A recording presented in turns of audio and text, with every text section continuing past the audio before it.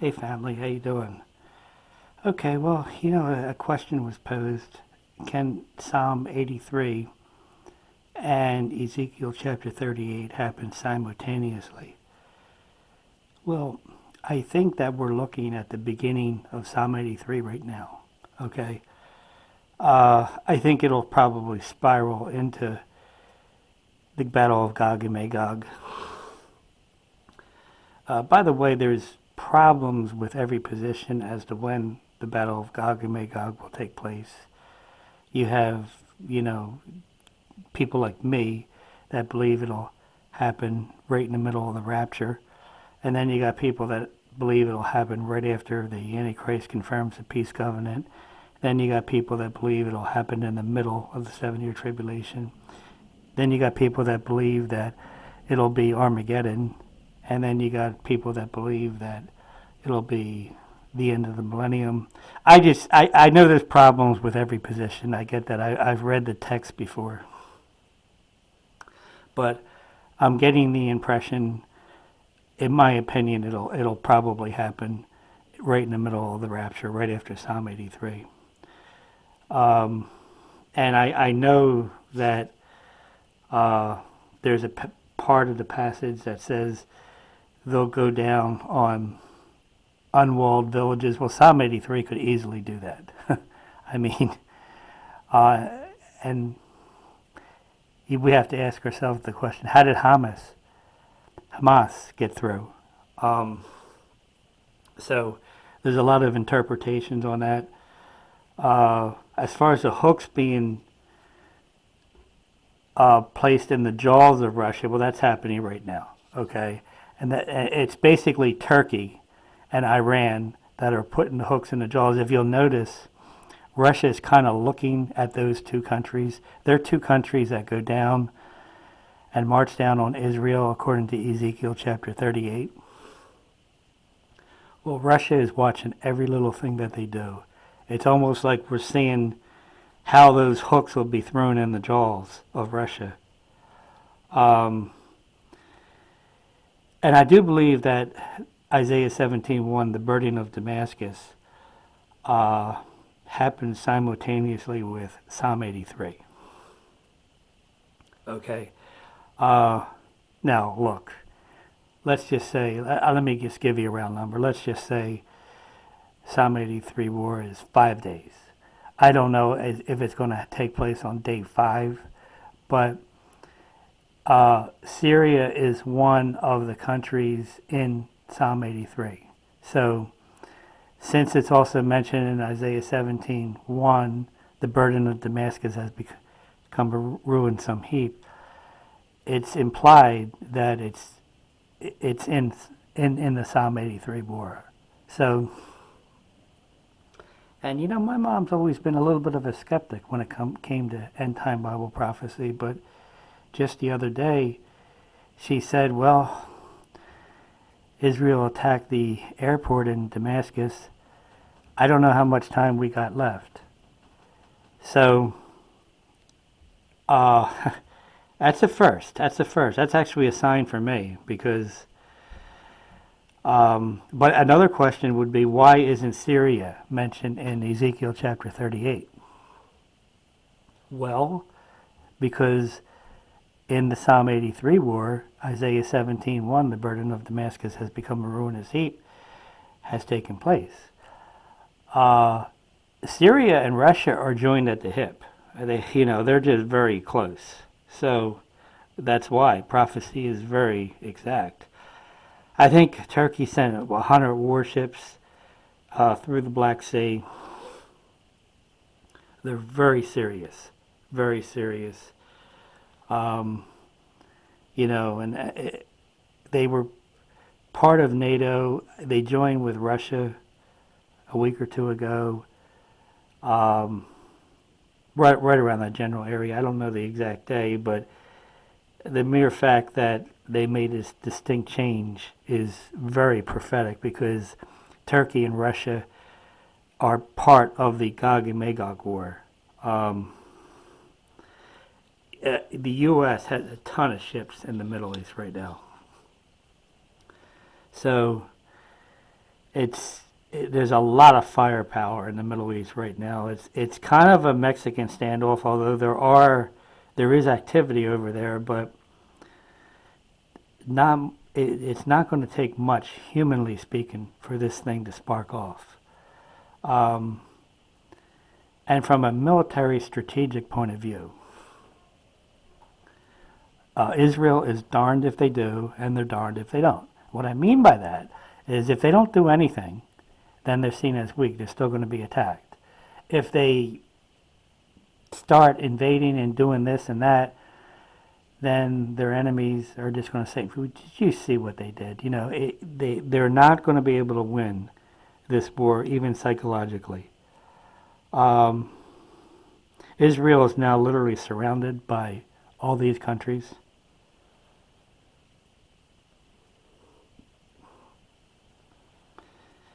Obviously, the land war in Gaza has already started, uh, and Israel is going to have to go for the West Bank too, because that's controlled by the Palestinians. Um, this is war. Okay, it's Halloween now, and today is the eve of the flood. I never said today was the rapture,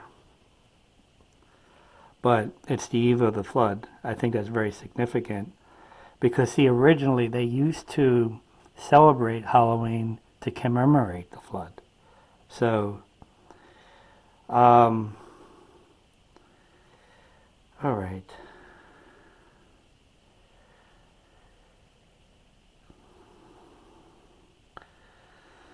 Um, at this point, really think anybody really cares what the U.S. says. I think we lost a lot of credibility.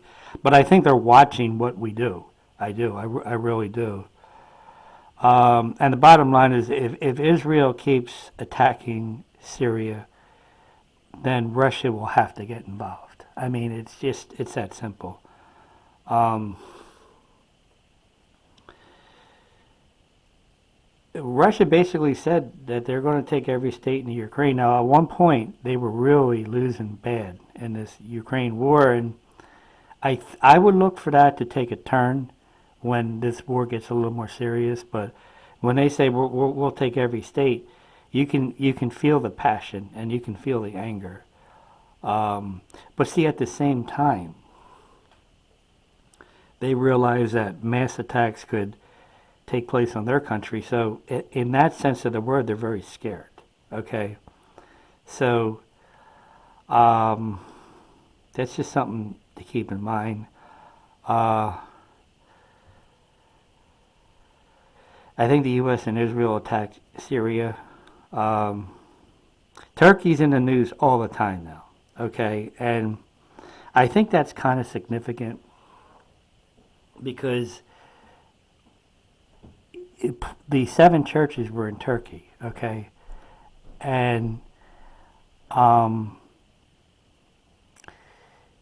the ark rested in Turkey too after the flood. So I mean, you could see that biblical language. It's going. The world's going back to biblical language.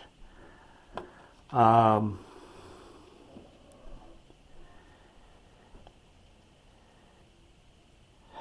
all right. Uh, another thing that we want to look at is Turkey's economy is really sinking. Russia's economy is really sinking. China's economy is really sinking. Uh, and Iran's always got their dukes up. You know, um, they are always threatening Israel. So, and the term, I got to tell you this: the term peace and safety is being used more and more and more. The UN's using it more and more and more, and not only is the UN using it more and more and more, but Netanyahu keeps using it a lot, So, friend time is running out, you know. Uh,